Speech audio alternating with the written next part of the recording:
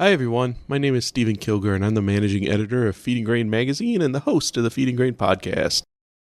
Thank you so much for joining me today as we dive deep into the issues affecting the feed manufacturing, grain handling, and allied industries. Today's episode is brought to you by the Bin Whip from New Mat Systems.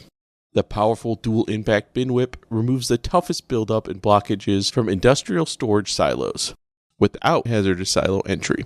Learn more today at binwhip.com. Today's episode is with Laura Moody, Executive Director for the Institute for Feed Education and Research, also known as IFEEDER. We talk about how the sustainability roadmap IFEEDER is putting together is progressing, what's happening at IPPE this year, and how people can get more involved with the organization. I hope you enjoy the interview. If you want to help out the podcast and are listening to this in a podcasting app, please rate us and subscribe. If you're listening online, sign up for the Feed and Grain newsletter, Industry Watch, to see the latest podcasts and stay up to date with all the latest news from around the industry. Now, on to the show. Hi, Laura. Thank you so much for joining me today. Hey, Steve. It's great to be on with you again ahead of this year's IPPE show.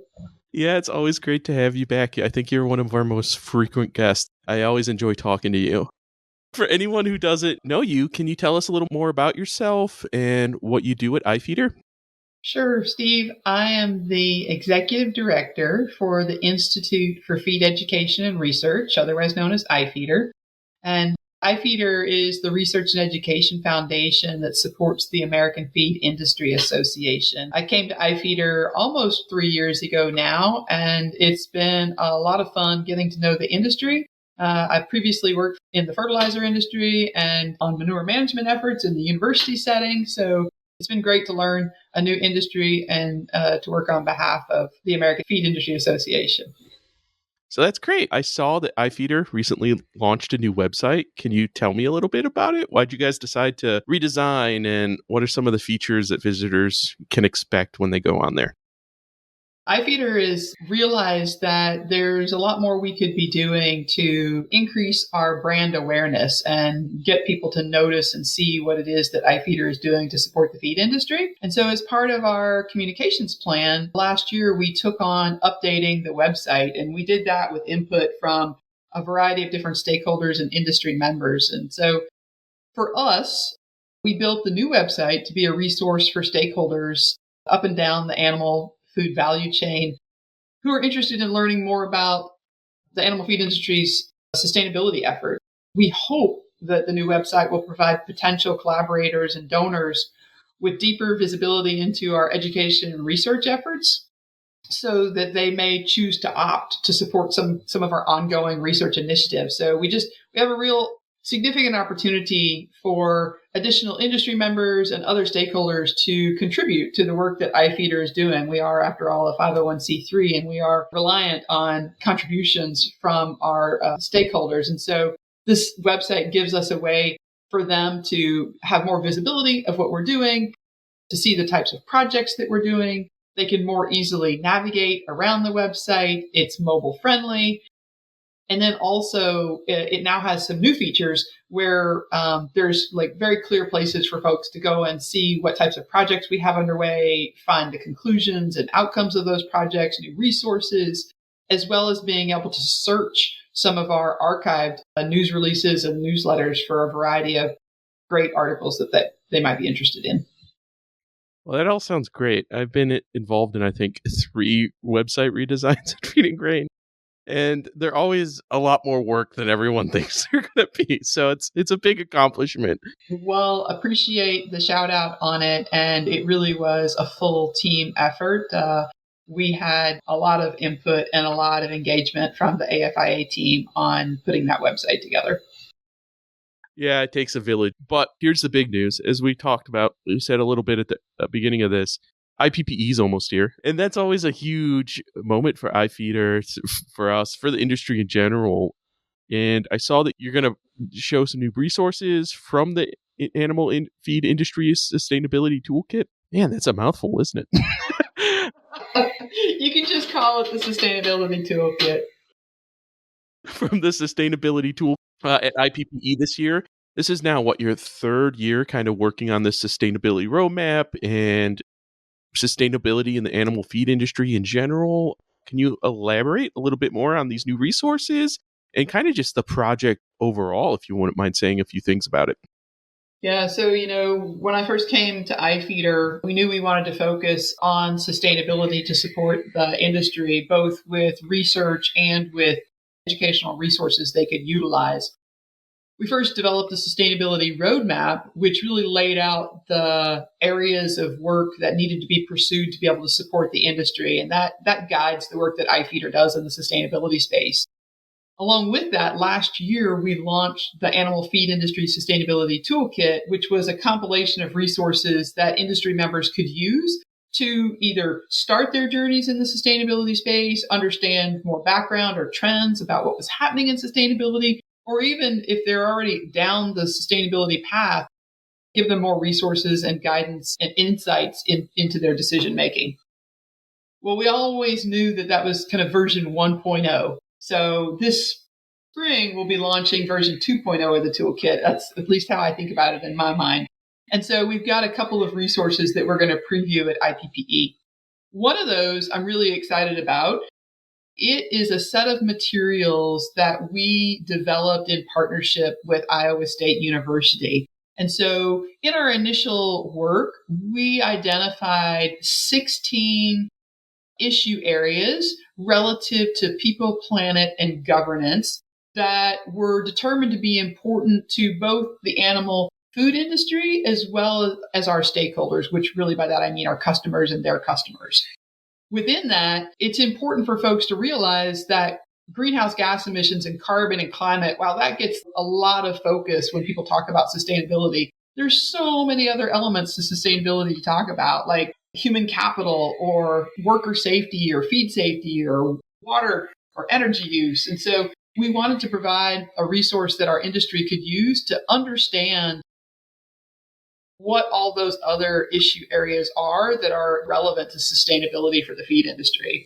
And so we've got a resource that's going to help define the value of assessing and documenting improvement for each of those issue areas. And then really exciting, a set of case studies that are built on existing industry actions for the feed industry so that we can give people an idea of what we're talking about with each of those issues. So that's one resource we've got coming out.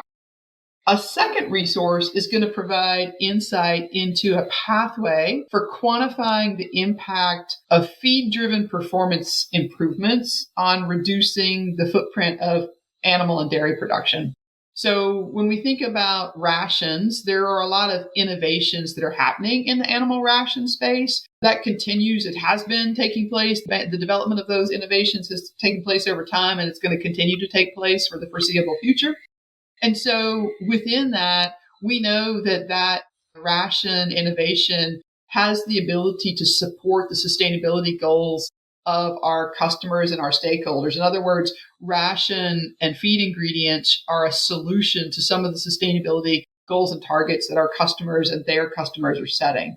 And so we as an industry need to be able to do a better job at quantifying so that we can document and account for those benefits. So if you think of something like how we could improve the average daily gain of an animal with a ration change, or how we can improve the feed conversion efficiency with an ingredient change, all of those have the potential to reduce the amount of time an animal's in a production facility, or to reduce the amount of feed that we have to provide the animal to bring them to their full weight or their full production.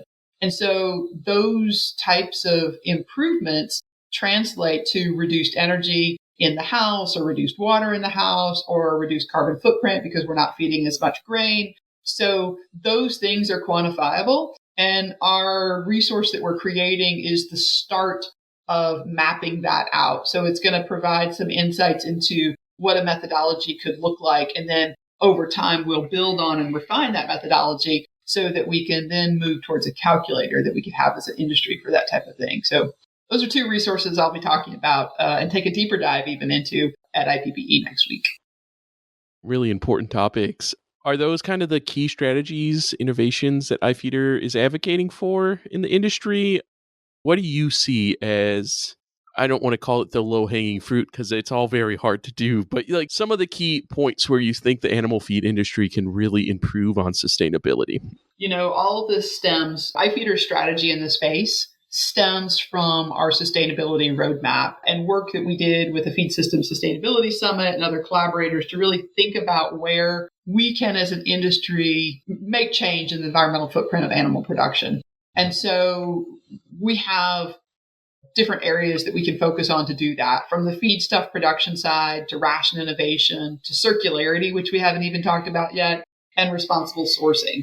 And so IFEEDER is collectively looking at those 4 ways that we can help advance sustainability for the feed industry, and either pursuing research to support those areas or development of educational resources to support those areas. So we have a variety of projects underway. They're all driven, again, by that strategic plan or that sustainability roadmap that we have that outlines the work that we're looking to do. And for us, it's really important not only for the feed industry to recognize feed as a sustainability solution for our animal stakeholders, our customers, but it's also really important for our downstream stakeholders to recognize that feed is a part of their solution. So, a lot of the work that we're doing is to benefit the animal industry as to how feed can be a solution.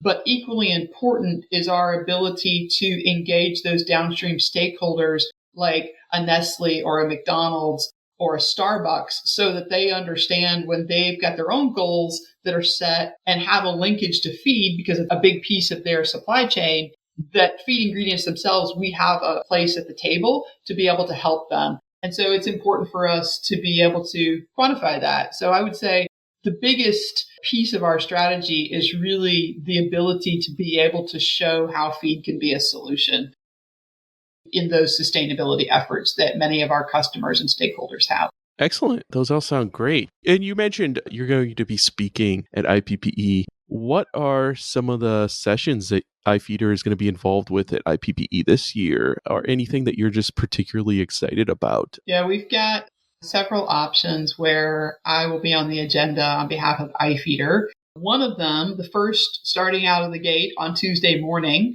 is the Animal Ag Sustainability Summit. It's held each year in collaboration with U.S. Poultry, the Meat Institute, and the American Feed Industry Association. This year, we've got a great kickoff to that. So our keynote is going to be Dr. Frank Mitlerner with the Clear Center from UC Davis. He's going to provide insights into some of his team's research and other efforts they have underway to reduce the footprint of animal agriculture. But then each of those collaborators will have the opportunity to provide insights into their own sustainability work. So for me, I'll be there speaking on behalf of IFEEDER, highlighting a variety of the work we have underway, some of which we haven't even talked about today, like the work we're doing on life cycle assessments. So I'll cover the highlights and give an update on a lot of the work that IFEEDER is doing at the Animal Ag Sustainability Summit. We also then, on Wednesday morning, American Feed Industry Association is hosting a symposium called Feed Your ESG, which is really aimed at feed industry members getting started in the sustainability space and better understanding the environmental, social, governance aspects of sustainability, or I translate that to people, planet, and governance. And so there are several of us that will do a dive into various ways that the industry is engaging in sustainability and what it means to the industry. And I'm actually pretty excited about sitting through the whole symposium there, not just the opportunity to speak. And then Wednesday afternoon, one other place that we'll take an opportunity to talk is at one of the tech talks at IPPE. And the tech talk I'm giving Wednesday afternoon is the environmental footprint of feed and how we can reduce it with ingredient decisions. So if anyone's interested in learning more about that methodology and the potential we have for ration innovation as a way to reduce the environmental footprint of animal agriculture, I'm going to take a deeper dive into that project on Wednesday afternoon at the Tech Talk. Well, great. That all sounds interesting. I will probably be at that Tech Talk myself. So I'm looking forward to hearing your thoughts on it. Also, we'll have to have you on in the spring to talk a little more about some of the other initiatives that we didn't get a chance to mention here today, because I think you guys are doing amazing work, and I'm always really interested to hear what you have going on. For industry members, stakeholders out there, should they go about engaging with IFEEDER's projects and initiatives? Where should they go to kind of find more information?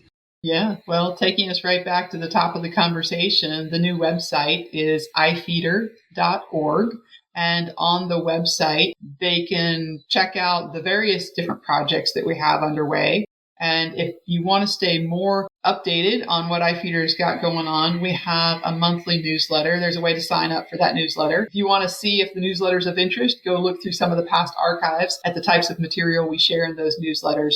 We're also always open to contributions and donations from stakeholders. So if you're interested in donating or getting involved in a project, you can reach out to me.